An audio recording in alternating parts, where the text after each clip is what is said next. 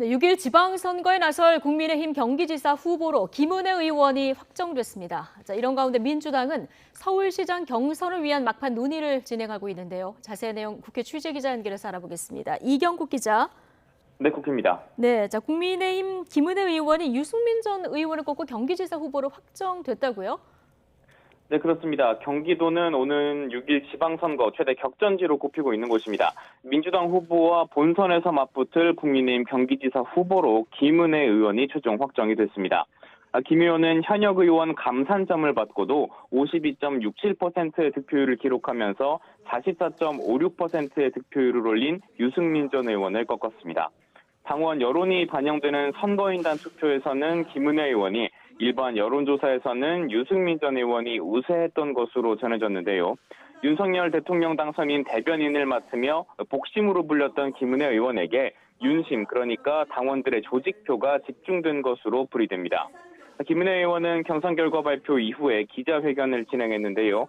감사의 뜻을 밝히면서 유 전 의원의 공약을 경기도의 미래에 녹여내겠다고 말했습니다. 또 민주당에서 어떤 후보가 나와도 이길 자신이 있다면서 잘 사는 경기도를 만들겠다고 강조했습니다. 현직 국회의원인 김은혜 의원이 경기지사 후보로 선출이 되면서 김 의원 지역구인 경기 성남시 분당갑 국회의원 보궐선거 역시 치러지게 될 전망입니다. 오늘 이와 함께 다른 지역 경선 결과도 발표가 되는데요. 인천시장 후보로는 유정복 전 인천시장, 울산시장 후보는 김두겸 전 울산 남구청장이 뽑혔고요. 경남지사 후보는 박완수 의원으로 결정이 됐습니다. 국민의힘은 내일 대구와 강원, 제주 지역 경선 결과도 공개할 예정입니다. 네, 민주당은 막판 서울시장 후보 영입에 나섰다고요? 네, 그렇습니다. 서울시장 후보 문제는 이 민주당 지방선거 공천의 마지막 퍼즐이라고 할 수 있습니다.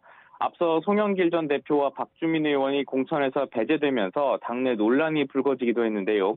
결국 이 같은 결정을 취소하고 100% 국민 경선을 진행하기로 한 민주당, 송 전 대표와 박주민 의원에 더해서 오늘까지 추가로 후보들을 모집한 뒤에 TV토론과 결선 투표 등 경선을 진행한다는 계획입니다.